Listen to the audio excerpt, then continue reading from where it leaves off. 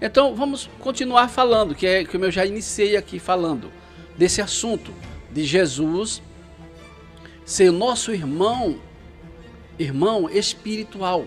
Fisicamente, no sentido físico, no sentido biológico, nós não temos parentesco nenhum. Temos que saber disso. No sentido carnal, nós não temos parentesco nenhum. Mas no sentido espiritual, o mesmo verbo criador que está em Cristo está em nós, que gerou em nós uma vida. O mesmo verbo, palavra poderosa. Porque Jesus Cristo, antes dele vir como homem, se fazer carne e habitar entre nós humanos, ele era o verbo de Deus.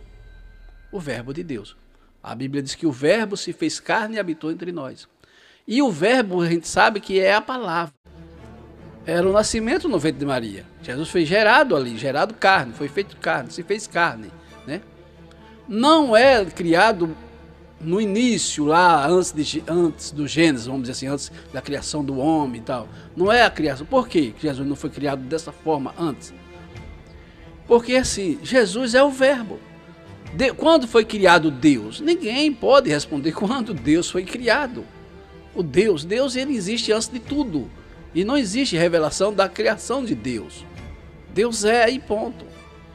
E esse Deus que é, falou, gerou, e quando ele pronunciou palavras, estava ali Jesus.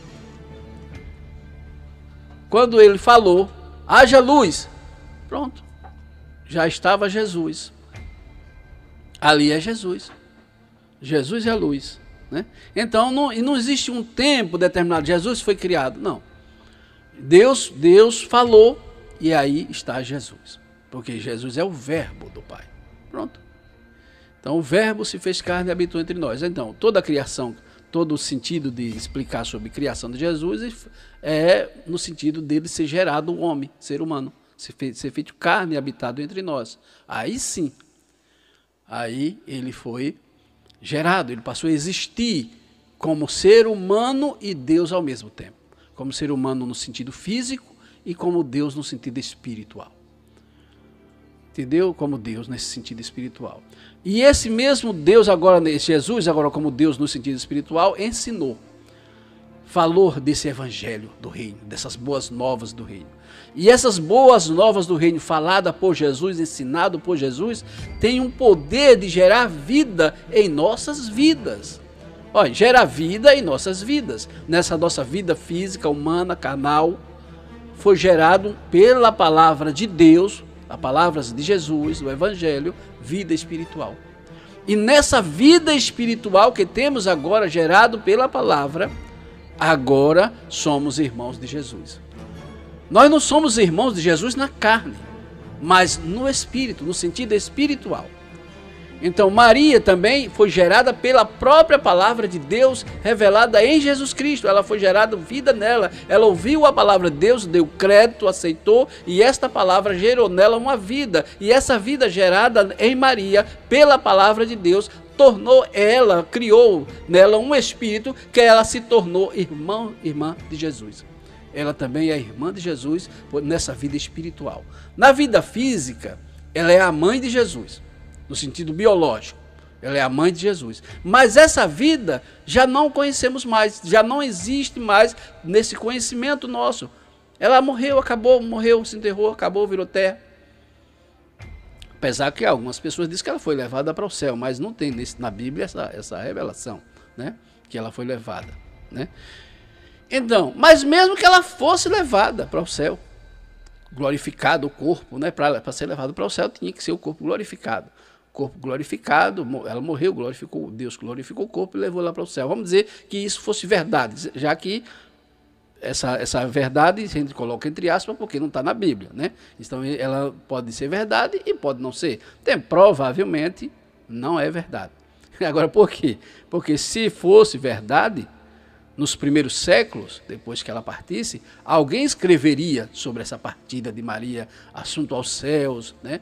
À vista de pessoas, como aconteceu com Jesus. Jesus foi assunto ao céu à vista de mais de 500 pessoas, né? Todos viram, né? Por isso que escreveram e falaram, né?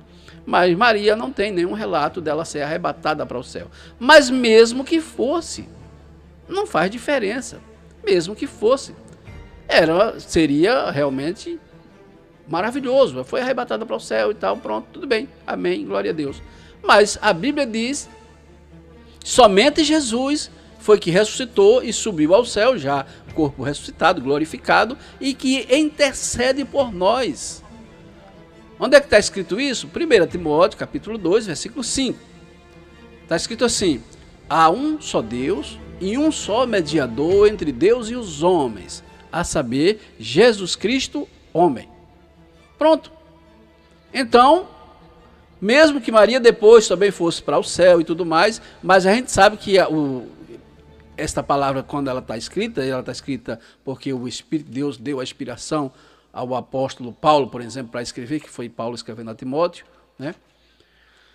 E eu creio que isso que aconteceu talvez depois da morte de Maria, porque Paulo já veio muito tempo depois, né? Mas mesmo assim, se ela tivesse subido ao céu, mas mesmo ali lá no céu, ela não fazia a mediação para os vivos da terra. Por quê? Não fazia. Porque está escrito que só Jesus é o mediador. Só ele.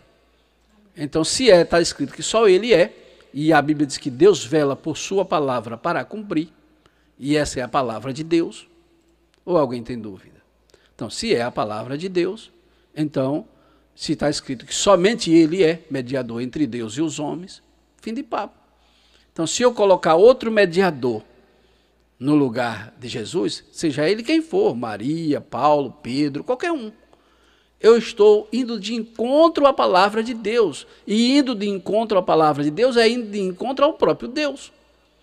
Porque Deus vela por sua palavra para cumprir. Então, quando eu começo a criar uma doutrina, um ensinamento, que é o contrário do que diz a palavra de Deus, eu estou indo de encontro a Deus. Estou indo de encontro a Deus. Então, se a Bíblia diz que só há um Deus e um só mediador, o que é mediador? É o intercessor, é o que conduz as nossas orações e nos responde, só aquele que faz a mediação, somente um. Então não existe outros, nem outro, só Jesus Cristo é.